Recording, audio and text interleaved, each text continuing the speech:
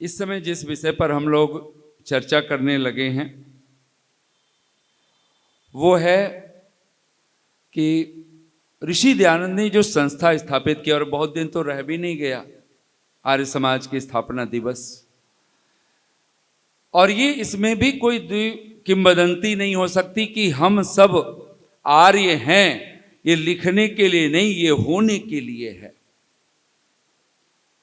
हम अपने नाम के आगे खुद श्री लगा के नहीं बोलते हैं, उसको बहुत कठोर भाषा में बोलें तो मुहावरे की भाषा में अपने मुंह मियाँ मिट्ठू। ना अपने नाम के आगे हम श्री लगाते हैं, ना अपने नाम के बाद में जी लगाते हैं। हम किसके लिए लगाते हैं? दूसरों के लिए लगाते हैं। भगवान राम, पूरी रामायण पढ़ लो महर्षि वाल्मीकि को, उनके लिए आर्य शब्द ही है। और एक बार नहीं, अनेकों बार मां भगवती सीता के लिए अनेकों बार अनेक सह साध्वी शब्द भी है और आर्य शब्द भी है, आर्य संबोधन है। अच्छा, हम लोगों से कोई पूछे साध्वी तो हम सोचते हैं जो शादी नहीं करे साधु बन जाए, साधु का ही स्त्रीलिंग साध्वी है, लेकिन साध्वी मां भगवती सीता के लिए है। हम लोग साधु का भी अर्थ समझते हैं, शायद कोई लाल पीला कपड़ा पहन ले तो साधु हो गया, विवाह ना करे अथवा विवाह करके घर बार छोड़ दे, पत्नी छोड़ दे, पति छोड़ दे, वो साधु है, वो साध्वी है। तो कहा नहीं। राम जी के लिए महर्षि वाल्मीकि सहज रूप से लिखते हैं राम कौन है। वहां बहुत सारे विशेषण गिनाते हैं। राम समाधिमान है, राम वेद वेदांग तत्वज्ञ है। वहीं पर आर्य भी संबोधन है, वहीं पर राम जी के लिए एक संबोधन है। राम कौन है? साधु। राम साधु है। महर्षि देव दयानंद अगर ये अभिप्रेत होता कि अपने नाम के आगे हमें, मैं इसलिए नहीं कह रहा हूं कि बहुत कुछ लोगों ने लगाया हुआ है तो छोड़ दें, नहीं, मुझे उस बात को भी नहीं जानना है, लेकिन एक बात, हमें आर्य होना है। आर्य बन, लिखना नहीं है। लिखने से कुछ नहीं होने वाला। बहुत सारे धनपति हैं, धन है ही नहीं। अब बहुत सारे कंगाल जैसा नाम रखा हुआ है, जैसे बचपन में कोई कालू रख दिया, किसी ने कुछ रख दिया, और आज पता चलता है कि वो सारी दुनिया खरीद सकते। और ऋषि के नाम की एक, ऋषि का नाम तो है ही, और इसीलिए हमारे एक संस्कार है, नामकरण संस्कार। और महर्षि देव दयानंद को हम लाख लाख बलिहारी जाएं। सचमुच में अगर क्रांतिकारी कदम देखने हो तो ऋषि दयानंद को पढ़ना, और सबसे बड़ा क्रांतिकारी कदम अगर इस समाज का है तो वो क्रांतिकारी कदम है हमारे पास वेद है। ऋषि दयानंद ने बहुत सारी जो बुराइयां, आज हम पत्ते की तरह, अब एक मच्छर मारो, आपको लगता है मच्छर मारने से मच्छर मर जाते? वो मर जाता है, एक मच्छर मर जाता है, लेकिन तत्क्षण 8-10 आकर के फिर कान के पास खड़े हो जाते हैं। एक मारो, दूसरा, तीसरा, चौथा, ये छोटे छोटे छोटे, कि ये हम जो उपाय देख रहे हैं, जो पागलपन देख रहे हैं समाज में, उसका छोटा छोटा ये ढंग नहीं बन सकता है। अगर कोई बुराई है तो उस बुराई को आपको जड़ मूल से मिटाना होगा, जड़ मूल से उसको उखाड़ने की बात सोचनी होगी। और अधर्म का नाम ही एक ढंग है, अधर्म समूलस्तु विनश्यति। अधर्म का विनाश समूल होता है, मूल सहित हो जाता है। आचार्य चाणक्य एक बहुत प्यारी भविष्यवाणी भी कहिए, उनका एक सूत्र कहें, जीवन में हर एक को सुख चाहिए, शांति चाहिए, आनंद चाहिए। आचार्य चाणक्य कहते हैं, बोलिए एक बार आप सभी, सुखस्य मूलम धर्मः।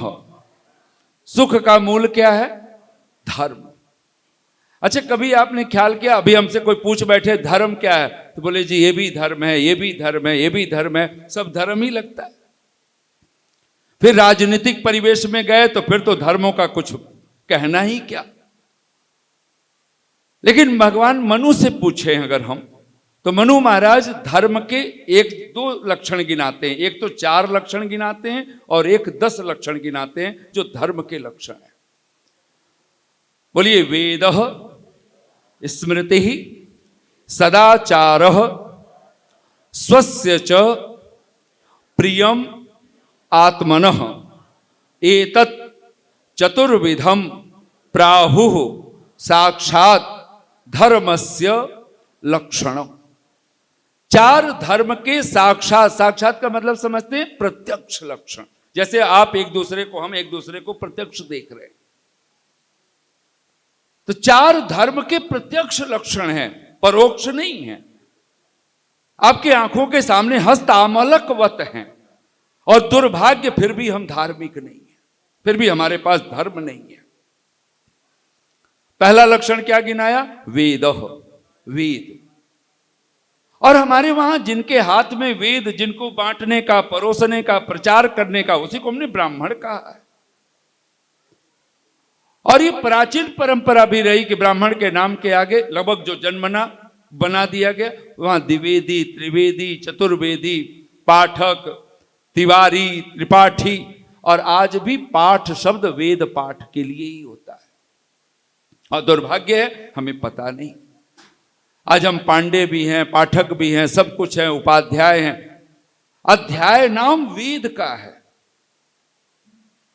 और हम तो अब कोई भी बुक पढ़ते हैं तो पहला अध्याय, दूसरा अध्याय, तीसरा अध्याय, और कभी पूछा बच्चे का पहला, जब थोड़ा सा होश हुआ है, माँ बाप के पास से जैसे ही आचार्य के पास जाने लगा है, पहला संस्कार क्या होता है? उपनयन संस्कार होता है। और उपनयन के बाद तत्क्षण क्या होता है? बोलिए, कोई याद है किसी को? वेदारंभ। नाम ही है ना, वेद आरंभ। और वेद ही विद्या है, वेद ही पहला धर्म। अगर इसको और ढंग से, अगर भगवान मनु के ही शब्दों में अगर हम कहें, सुखस्य मूलम धर्मः, सुख का मूल धर्म है। धर्म का मूल क्या है? धर्मस्य मूलम कह। धर्म का मूल क्या है? तो भगवान मनु कहते हैं, बोलिए, वेदो अखिलो धर्म मूलम, वेदः अखिलः धर्म मूलम। अखिल वेद, संपूर्ण वेद, जिसमें ऋग, यजु, साम, अथर्व सब, अखिल वेद धर्म मूलम, धर्म का मूल है सारा। और इसीलिए ऋषि दयानंद ने हमें सूत्र दिया था। ये क्रांतिकारी कदम था, पर हम मूढ़ ना समझ, हमें तो हीरा मिला था, लेकिन हमने तो उसको कांच समझ के और न जाने क्या क्या समझ करके, और ऐसे ही पागलपन में लुटा ही दिया। 200 वर्ष हो गए। हमने अगर कभी नियम नहीं बनाया, मैं तो आज भी, जब सुबह हम लोग आचार्य जी वहां बोल रहे थे, पहला क्रांतिकारी कदम था। पहली बार ऋषि ने कहा ईश्वर को जानना है, खोजना है, केवल मान लेने से बात नहीं बनने वाली है।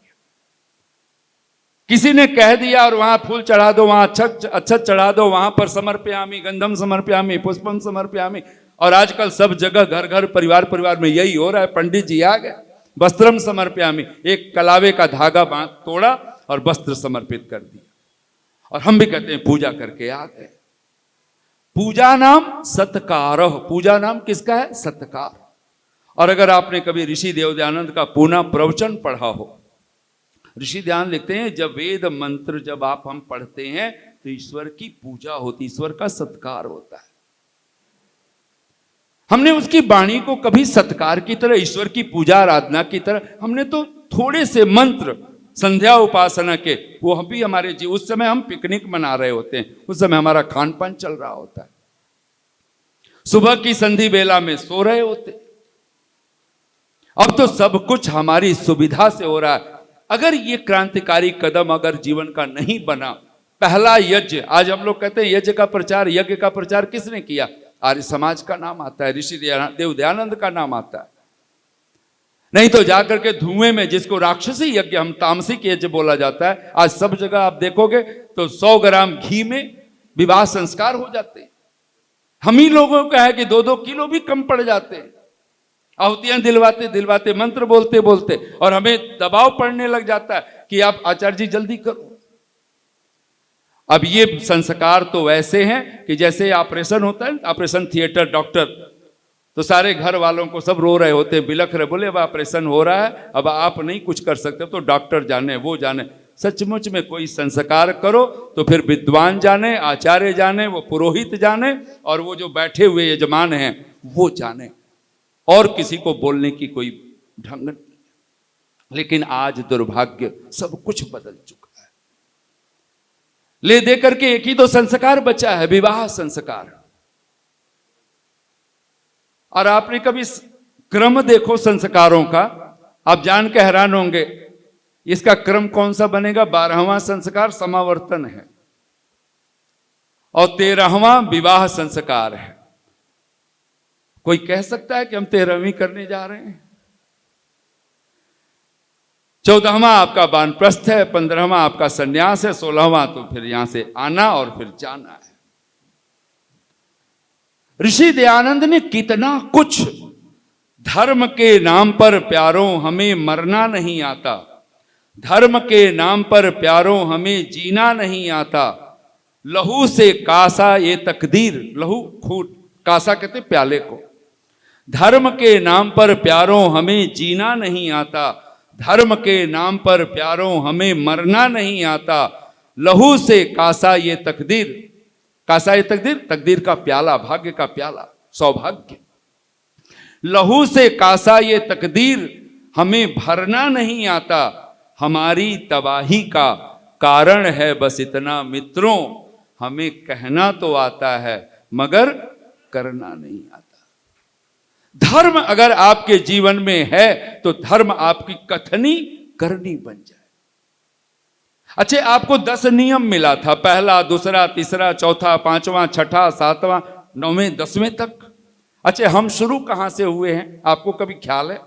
हम 10वें से शुरू होते हैं। हमारा क्रांतिकारी कदम ये है, प्रत्येक हितकारी नियम में सब स्वतंत्र रहें। यहां से हम पढ़ते हैं, जीते यहां से। समाज में बैठे तो अपना हितकारी, परिवार में बैठे तो अपना हितकारी। हमने सामाजिक सर्वहितकारी नियम पालने में परतंत्र रहे। 10वां भी पढ़ा तो ये गायब कर दिया। हर अपना सुख, अपना पेट, अपनी प्राण। जबकि गोस्वामी तुलसीदास जी भी लिख दे रहे हैं, रघुकुल रीति, बोलिए एक बार, रघुकुल रीति सदा चली आई, प्राण जाई पर वचन न जाए। और ऋषि दयानंद जी इस पर एक पुस्तिका लिख डाली, प्राण जाई पर वचन। आपने उस पुस्तक का नाम कोई बता सकता है? मैं आचार्य जी को, इस सब विद्वानों को छोड़ के बोल रहा हूं। व्यवहार भानु, एक छोटा सा, मतलब छोटी सी पुस्तिका, ऋषि को लिखना पड़ा व्यवहार भानु, व्यवहार का सूरज। और उसका एक ही जो आपने जबान दी, जो आपने वचन कही, प्राण चले जाएं पर वचन नहीं जाना चाहिए। आज हमारा क्या है? वचन जाई पर प्राण न जाई। भगवान ने बचा लिया जी, वचन का क्या है? फिर दोबारा बना लेंगे, फिर दोबारा बना लेंगे। रघुकुल रीति सदा चली आई, ये आर्यों का, ये आर्य का जीवन तो ढंग होता है। और ऋषि दयानंद, अगर ये आर्य शब्द हमें, मैं फिर थोड़ा सा कठोर कह रहा हूं तो कठोर आप अपने ऊपर मत लगाइएगा कि हमारे नाम के आगे आर्य है जी तो आचार्य जी हम ही क्यों बोल रहे हैं।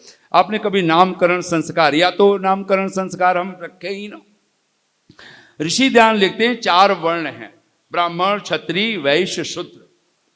और निसंदेह जो संस्कार होगा, जो नाम रखे जाएंगे, तो वहां लिखते हैं ब्राह्मण बालक, आपने देखा होगा उपनयन संस्कार होता है, वहां पे भी वेदारंभ में भिक्षा मांगना है तो ब्राह्मण बालक पयोव्रती बने। हमें तो 2 मंत्र पढ़ करके हम लोग तो यज्ञोपवीत पहन लेते, कब उतार दिया पता भी नहीं चलता है। लेकिन वहां पे ऋषि दयानंद लिखते हैं अगर ब्राह्मण बालक है, अगर उपनयन संस्कार, उसे तो कम से कम कहते हैं एक व्रत तो अवश्य करे। एक व्रत का मतलब उपवास। और क्या करे? तो पयोव्रती हो, केवल वो दुग्ध पान करे। क्षत्रिय है तो यवागु व्रती हो, जौ का पतला दलिया उसको। और ऋषि लिखते हैं जब जब लड़कों को, यानी बच्चों को भूख लगे तब तब यही खिलाए, न दाल, न चावल, न रोटी, न फल, न कुछ। ब्राह्मण बालक है और कहते हैं 3 दिन का व्रत करने के लिए लिखा है, लेकिन कम से कम एक व्रत तो अवश्य रहे। अच्छा, ये सब क्रांतिकारी नहीं लगता? लेकिन हमें नहीं लगता। क्रांति कोई ऐसा नहीं है मसाल उठाए घर फूंक जला दिया कुछ भी। क्रांति का अर्थ है कदम उठाना। क्रांति का अर्थ है जो सोचा है उसको कर गुजरना। इसको क्रांति कहते हैं। चाहे शायद हो सकता है कोई बैंड बाजा भी ना बजे, कोई तुरही ना बजे, कुछ ना हो। आपने कभी ख्याल किया ऋषियों ने 5 यज्ञों को महायज्ञ कहा। अच्छा, जब महा कहना हो, विराट कहना तो हमें तो सोचना पड़ता है ना। नेताओं की रैली की तरह 1,00,000 2,00,000 हो तो कहेंगे बहुत बड़ा यज्ञ हुआ।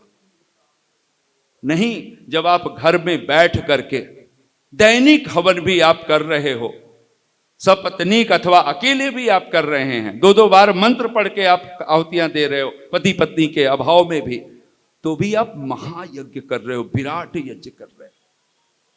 और कोई देखे ना देखे, लेकिन कोई है जो हर पल देख रहा है, हर पल सहस्राक्ष कह करके उसे पुकारा। हमने तो कोई अर्थ नहीं किया।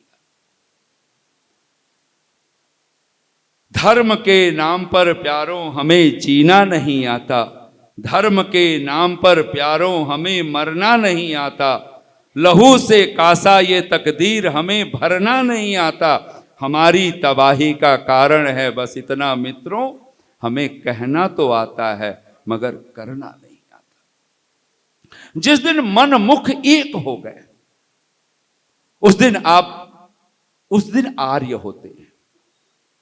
जिस दिन आपने जो कहा वो कर दिया, आप उसी दिन। और इसीलिए एक कवि के तो मुझे बहुत प्यारे पंक्तियां मुझे लगती हैं, मैं आपको कहूं।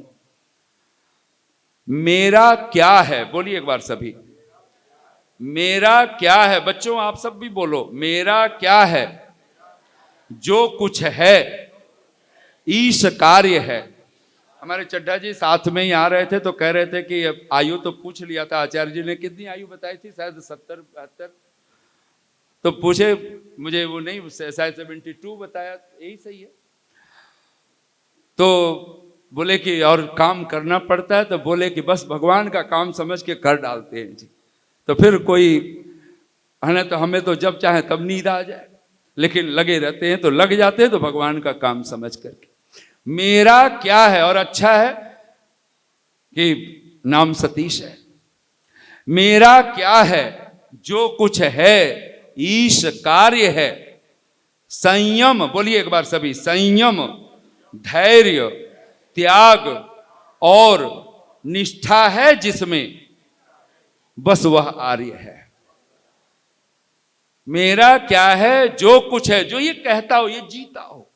मेरा क्या है, जो कुछ है ईश कार्य है, संयम, धैर्य, त्याग और निष्ठा है जिसमें, बस वह आर्य है।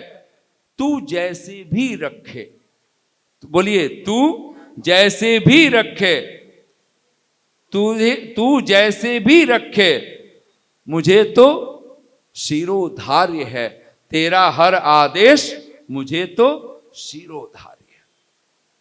तू जैसे भी रखे।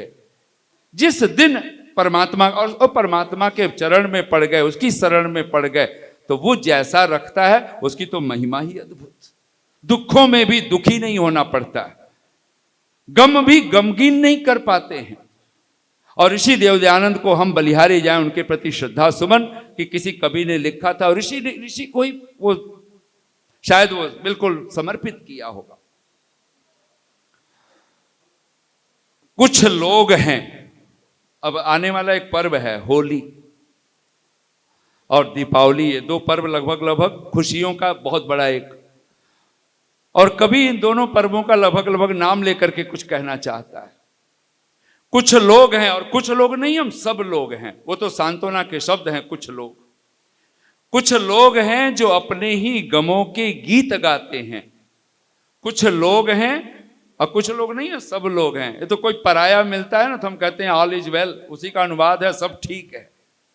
अच्छा, कोई अपना सा मिल जाए, कोई चमचम, कोई लंगोटिया यार बचपन का, और जिसे आप दिल खोल के बोल सकते हो, तो आप ये थोड़े ना कहते हो सब ठीक है, फिर बोलते हो फिर तो पति निखट्टू मिल गया, पत्नी बिल्कुल ऐसी मिल गई, बच्चे ऐसे नालायक मिल गए, रिश्तेदार अड़ोस पड़ोस सब पूछो, सब नालायक मेरे पास और सब लायक दूसरों के पास। फिर जो रोना आता है उसके तो फिर कहना क्या। कुछ लोग हैं जो अपने ही गमों के गीत गाते हैं, होली हो दिवाली हो सदा मातम मनाते हैं, पर उन्हीं की रागनी पर झूमती है दुनिया, पर उन्हीं की रागिनी पर झूमती है दुनिया, जो जलती चिता पे बैठ के बीड़ा बजाते हैं। और वो बीड़ा बजाने वाला कोई और नहीं, वो महर्षि देवदयानंद। कभी तो सरस्वती ही लिखना चाहता था, सरस्वती के हाथ से प्रतीकात्मक बीड़ा ले लिया। कौन है जो नाम रसोईया है, जगत नाम क्या है, जगन्नाथ। पता भी चल गया है किसी ने जहर दिया है, इसी ने मुझे मेरी मृत्यु का कारण यही है, और उसको सहज ही ऐसे ही तो क्षमा कर दिया है। कोई अपकार भी करे फिर भी कोई अपकार न करना, ऋषि दयानंद ने इसे जिया है, इसे दिखला दिया। मरे जा रहे हैं जिए जा रहे हैं, सफर को खत्म हम बस किए जा रहे हैं। कहां जा रहे हैं कहां है ठिकाना, कभी हमने सोचा न समझा न जाना, जो दिल में आया बस किए जा रहे हैं। ये कोई ढंग नहीं हो सकता है। अगर ऋषि दयानंद की भाषा में देखें तो पहला सूत्र जब हमें दिया है, और 10 सूत्रों में, हमें 10वें से हम प्रारंभ होते हैं और छठे तक जाके फिर कुल धराशायी, धराशायी समझते हो। फिर उसके बाद जैसे श्वास अब तो ऐसे चले ना चले उस अवस्था में हो रहा है, बस अब गए कि तब। और छठा नियम क्या है, संसार का उपकार करना। अब जैसे ये संसार का उपकार बोले, घर तो बचा नहीं, पत्नी सुनने को राजी नहीं, बच्चे सुनने को राजी नहीं। अब तो अड़ोस पड़ोस के बच्चों को ला करके सारा परोपकार करना पड़ता है। उपकार करना है, अपने बच्चे का उपकार अब कर ही नहीं सकते, सुनने को राजी नहीं है। न बहू सुनने वाली है, न सास सुनने वाली है, न बेटी न बेटा। और लगता है कि जब घर ही नहीं सुधरा, अब संसार सुधरेगा, खत्म बात हो गई ना। फिर 5वां कौन पढ़े, फिर चौथा कौन पढ़े। हमने तो शुरुआत ही 10वें से की नहीं। क्रांतिकारी कदम था। मैं फिर कहूं, ऋषि दयानंद ने सत्यार्थ प्रकाश को बांटा है 2 भागों में। 14 समोल्लास का आधा क्या होना चाहिए, ऋषि ने ऐसा लिखा है। उन्होंने 10 को आधा का पूर्वार्ध। यह संस्कृत भाषा की महिमा, हिंदी की महिमा है। पूर्वार्ध, पूर्व का आधा, और उत्तरार्ध, उत्तर का आधा। उत्तर का आधा कितने समोल्लास है, 4। थोड़ी देर के लिए उसको 4 समोल्लास को आप पढ़ो ना पढ़ो चलेगा, लेकिन ऋषि दयानंद पूर्व का जो आधा समोल्लास है वो 10 समोल्लास है। अच्छा, 10 में भी हमने आर्य समाज की स्थापना का दिवस भी हम पढ़ रहे हैं। आपको पता चला होगा कि पंजाब में जब ऋषि दयानंद और जो ढंग बना, 1-2 गुट बन गए समाज के, लगभग लोगों को पता है। एक दयानंद एंग्लो वैदिक, जो आज भी डीएवी के नाम से आप सब जानते हो। डीएवी बच्चे नहीं जानते दयानंद एंग्लो वैदिक, वो डीएवी ही जानते हैं। कौन पढ़े इसका पूरा फुल फॉर्म। और दूसरा एक महर्षि, अगर कहें सचमुच में महर्षि देव दयानंद के बाद जी करके जीवन पूरा अपना पूरा का पूरा तन मन धन जन सब कुछ लगा दिया, वो स्वामी श्रद्धानंद। उन्होंने गुरुकुल कांगड़ी की स्थापना। स्वामी श्रद्धानंद के वाक्य मैंने सुना है, वो प्रसंग आचार्य जी की। मैंने एक बार, कहते हैं स्वामी श्रद्धानंद स्वयं उस विषय को आप लोगों के सामने या प्रसंग लिख करके वो कहते हैं कि मैं चंदा राशि इकट्ठा कर रहे थे गुरुकुल के लिए या किसी संस्था विशेष के लिए। अब वो किस समय का प्रसंग है, तो कहते हैं वो राशि इकट्ठा कर रहे थे और उनके मन में आया कि घर के जो पैसे थे वो समाप्त हो चुके थे, घर खर्च के लिए अपने पैसे नहीं थे। तो कहते हैं जो चंदा की राशि मेरे पास इकट्ठी हो गई, जो लोगों के समाज के लोगों के दिए हुए पैसे थे, तो मैंने सोचा कि क्यों ना मैं इसमें से कुछ पैसे घर खर्च के लिए खर्च कर देता हूं, और जब बाद में जब मेरे पैसे होंगे, जब मेरे समय लगाऊंगा अपने कार्यभार में, तो फिर मैं वो पैसे मैं फिर चंदा की राशि में मैं मिला दूंगा। कोई चोरी नहीं सोच रहे हैं, वो क्या सोच रहे हैं, यहां का वहां कर देंगे और उसमें से फिर उसको हम यूज कर लेंगे, प्रयोग कर लेंगे। तो कोई 3 दिन हो गए थे, वो सारा उस भागम भाग में बहुत समय लग रहा था। स्वामी श्रद्धानंद तीसरे दिन सांझ संध्या करने बैठते हैं और संध्या करने के बाद उनको एकदम से ख्याल आता है कि मेरे मन में ये विचार आया क्यों, मैं क्यों चंदा की राशि को, मैं समाज से मिला हुआ धन है, मैं उसको व्यक्तिगत खर्च करने के लिए मैंने सोचा भी क्यों।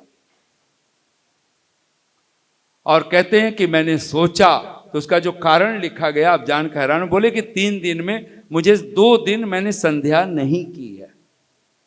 ये जो संध्या उपासना होता है, जो हम लोग गायत्री मंत्र से शुरू करते हैं और नमः संभवाय पर संपन्न करते हैं। ऋषि दयानंद लिखते हैं मैं संध्या, वो स्वामी श्रद्धानंद, मैं संध्या नहीं किया, 2 दिन संध्या नहीं की है, हेरा फेरी समझ में कहे। उसको कहते हैं मैं हेरा फेरी करने की क्यों सोच बैठा, वो चोरी भी नहीं कर रहे, मैं मिला देता, वो दे ही देते ना। आप सोचिए कि जो 2 दिन नहीं करता वो ये उसके साथ ये घट रहा है, और जो 2 महीने ना करता हो, 2 साल ना करता हो, जिसके जीवन का कुछ पता ही नहीं संध्या उपासना क्या है, जो पहला यज्ञ बना था। और ऋषि दयानंद, मैं सुबह भी बोल रहा था, ऋषि दयानंद का वाक्य है कि जो ईश्वर की उपासना नहीं करता है वो कृतघ्न और महामूर्ख भी होता है, वह राक्षस होता है और महामूर्ख। अब महामूर्ख व्यक्ति से हम कोई आशा नहीं कर सकते वो कोई क्रांतिकारी कदम उठाएगा, कोई मशाल बनेगा, कोई आदर्श बनेगा, नहीं बन सकता है। मेरा क्या है, जो कुछ है ईश कार्य है, संयम धैर्य त्याग और निष्ठा है जिसमें, बस वह आर्य है। तू जैसे भी रखे मुझे तो उसमें खुश रहना है, तू जैसे भी रखे मुझे तो उसमें खुश रहना है। क्यों, तेरा हर आदेश मुझे तो शिरोधार्य है, सिर माथे।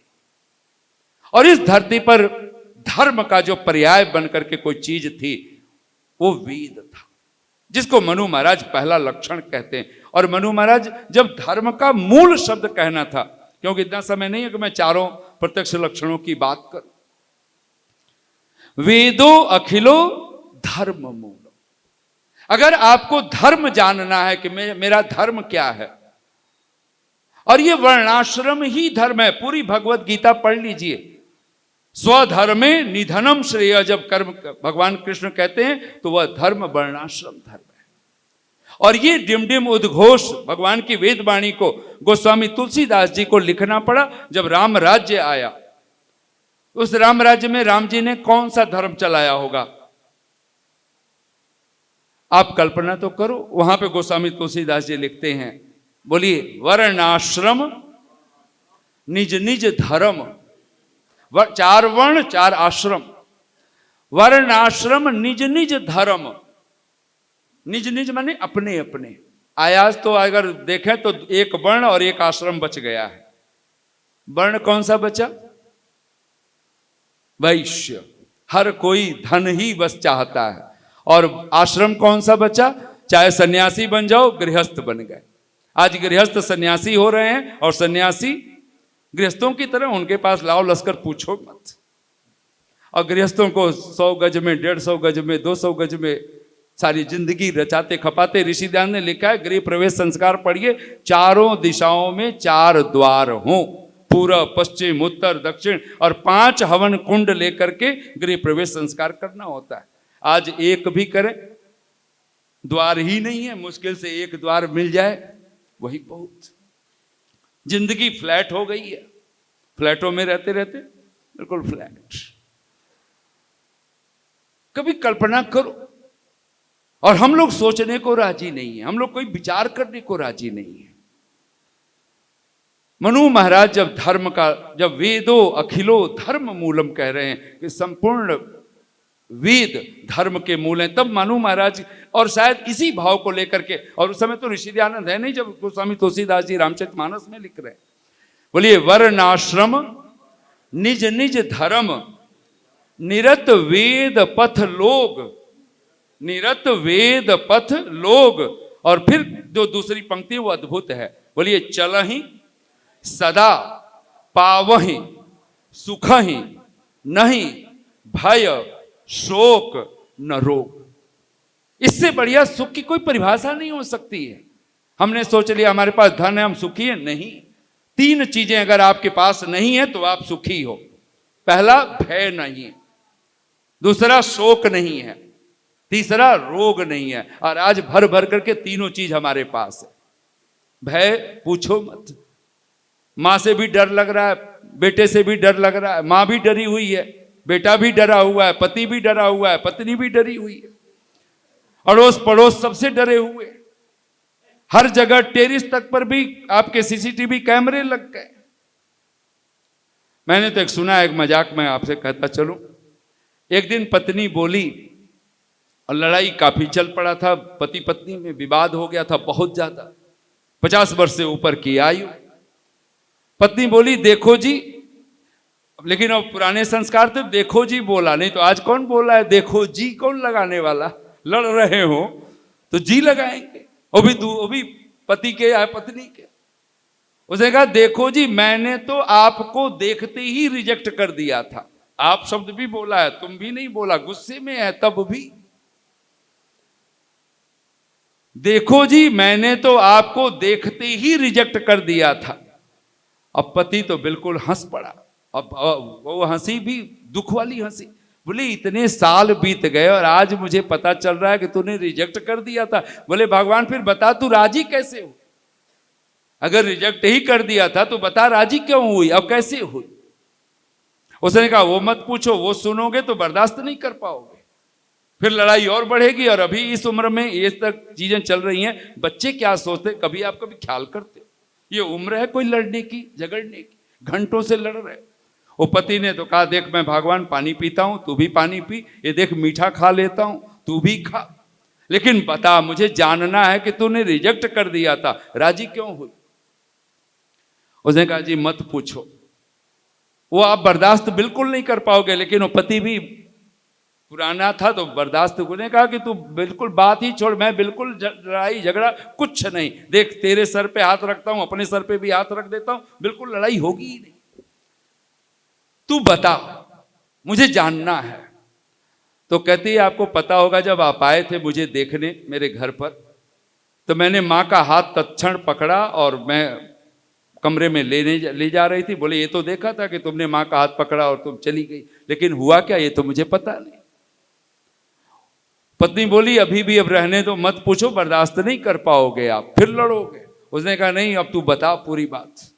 उसने कहा मैं गई तो मैंने मां से एक ही बात कही, मां मुझे शादी नहीं करनी है इस लड़के से, विवाह करना ही नहीं है। उसने कहा फिर क्या हुआ? तो बोले मां मेरा हाथ पकड़ी और अपने कक्ष में ले गई। मैंने कोई बात कही वो, क्योंकि सब लोग आए हुए हैं देखने के लिए कन्या। मां ने कहा देख, बहुत समझाया पर एक बात उसने कहा और मुझे राजी होना पड़ा। मां ने क्या कहा? मां ने कहा देख अगर पति बुद्धू हो तो जिंदगी मजे से गुजर जाती है।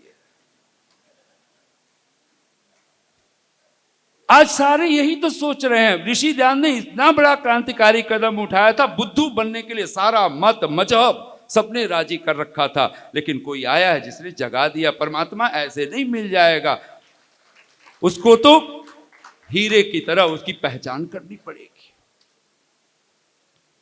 और अगर बुद्धू से बात जिंदगी मजे से गुजर जाती तो लड़ कौन रहा था? आए दिन लड़ाई हो रही है, आए दिन कलह हो रहा है। सुख तो वही है जहां विद्या है, सुख तो वही है जहां मूढ़ता मिट गई है, जहां अज्ञानता मिट गई है, बुद्धू पना विदा हो गया। कोई बुद्ध हो, कोई जाग जाए।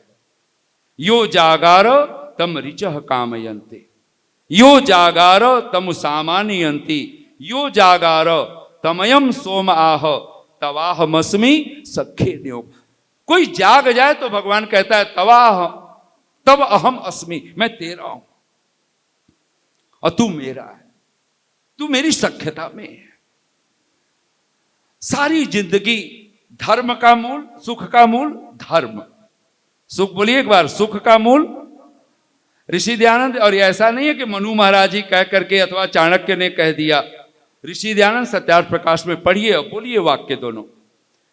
आचार्य जी वो बता दीजिएगा, समय होगा तो। मैं बस घड़ी देख, अच्छा घड़ी देख, हो गया ना। चलिए बोलिए एक बार। दुख का पाप आचरण, सुख का। ऋषि दयानंद ने अपना बचपन का नाम जो मूल शंकर, वो छोड़ा नहीं है। न तो समाज के 10 सूत्र बनाए, पहला नियम वो भी सबका आदि मूल परमेश्वर, सब सत्य विद्या अर्थात वेद विद्या। और यहां पर भी कहते हैं सत्यार्थ प्रकाश में, दुख का पाप आचरण, दुख का पाप आचरण और सुख का धर्म आचरण मूल कारण है।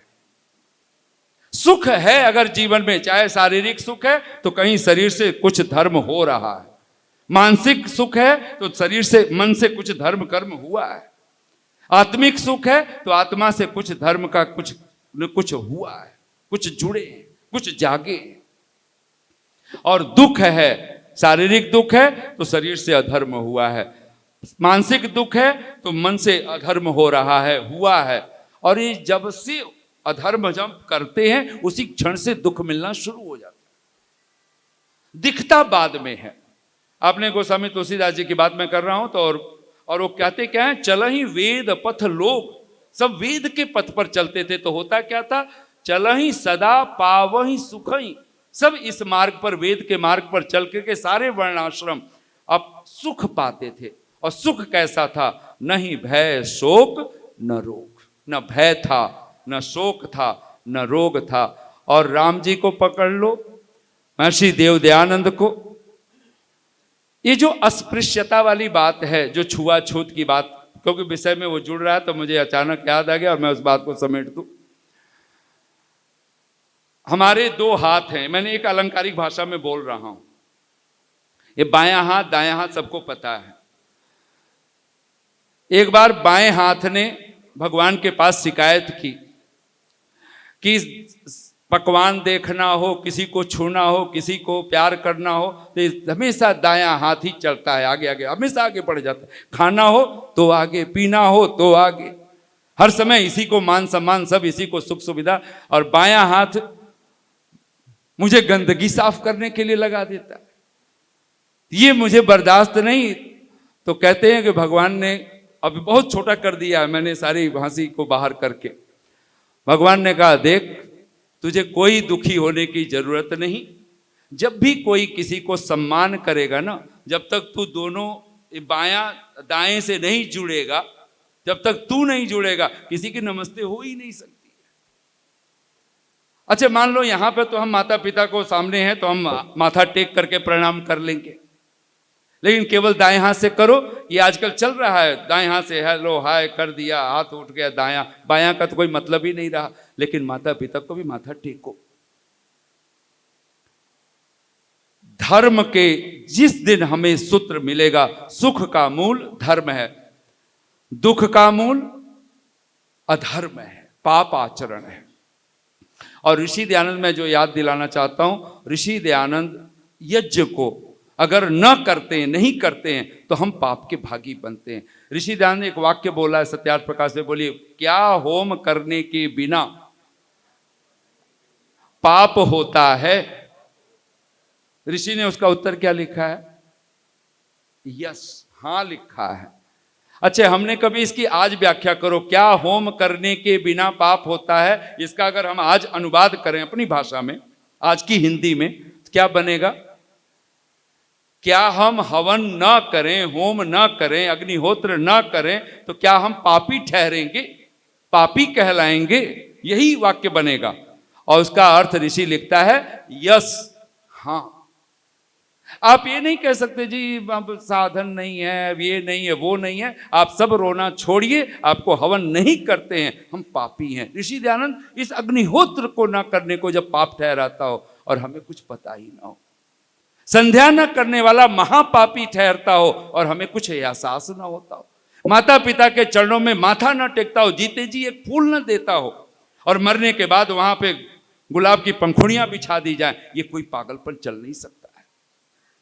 तब मैं अंतिम पंक्तियां कहता हुआ ऋषि दयानंद को समर्पित करता हुआ फिर भी एक अर्थ समझ लीजिए, सुख का मूल धर्म, धर्म का मूल वेद, वेद का मूल ईश्वर, ब्रह्म अक्षर समुद्भवम। भगवत गीता में भगवान कहते हैं, भगवान कृष्ण के शब्द है ब्रह्म अर्थात वेद विद्या, इसका मूल कौन है? ईश्वर परमात्मा। और ऋषि ध्यान ने पहला नियम दिया था, सबका आदि मूल परमेश्वर। जिस दिन इस मूल को, और मैं आपसे कहूं इसको भी पूर्वार्ध और उत्तरार्ध जो मैं बोल रहा था, इस 10 नियम को, 3 नियम को पूर्वार्ध कहिए। 3 यानी वेद सब सत्य विद्याओं का पुस्तक है, यहां इस तीसरे नियम तक, और चौथे से लेकर के 10वें तक ये उत्तरार्ध। और 10 का 10 अगर 3 अगर आपके जीवन में आ गया, ये श्रद्धांजलि होगी ऋषि देव दयानंद के प्रति सबसे बड़ी। आप उपासना की, दूसरा नियम क्या है? उस ईश्वर की जो सच्चिदानंद स्वरूप है उसकी उपासना करनी योग्य, योग्य मतलब करनी ही है। और तीसरा कार्य अगर धर्म से जोड़ना है तो वेद शास्त्र को पढ़ना है। ऋषि दयानंद को समर्पित 2 पंक्तियां बोलता हुआ वाणी को विराम दे रहा हूं। वह घर से निकलकर किधर को गया था, सत्यपाल पथिक जी की पंक्तियां हैं। वह घर से निकलकर किधर को गया था, महादेव खोजा या खुद खो गया था। और एक बार अगर ये ख्याल आए, कोई छुआछूत वाली बात रही नहीं जाती है। फिर तो जहां समझना है आपको समझ में आती है, वो छुआछूत भी आपको, और कोई पराया नहीं रहता, कोई आपका ऐसा भी नहीं होता कोई अपना है कोई पराया है, सारा जगत। हाँ, लेकिन जैसे आग को सीधे नहीं छू सकते हैं, ऐसे जहां अपवित्रता है वहां आपको बचना ही होता है। वह घर से निकलकर किधर को गया था, महादेव खोजा या खुद खो गया था। नदी नर्मदा तथा अलकनंदा, बनों पर्वतों या पठारों से पूछो, खिजाओं से पूछो, बहारों से पूछो, ऋषि की कहानी सितारों से पूछो। कहां बैठकर थी समाधि लगाई, कहां दिव्य ज्योति अमर जगमगाई, यह गंगा के पावन किनारों से पूछो, खिजाओं से पूछो, बहारों से पूछो, ऋषि की कहानी सितारों से पूछो। बहुत सारी पंक्तियां छोड़ के बोल रहा हूं। वह नीची निगाहें बदन वह गठीला, जब कोई साधु पुरुष चलता है, कोई आर्य चलता है, कोई सज्जन चलता है, कोई देव चलता है, तो नीची निगाह करके, और वैसे चारों तरफ देखते हैं और सामने कोई देखने को राजी नहीं। वह नीची निगाहें बदन वह गठीला, गुरु घर का मथुरा, वो गुरु घर का प्यारा बड़ा ही लजीला, मथुरा के घाटों बाजारों से पूछो, ऋषि की कहानी सितारों से पूछो। बहुत बहुत साधुवाद, बहुत बहुत धन्यवाद।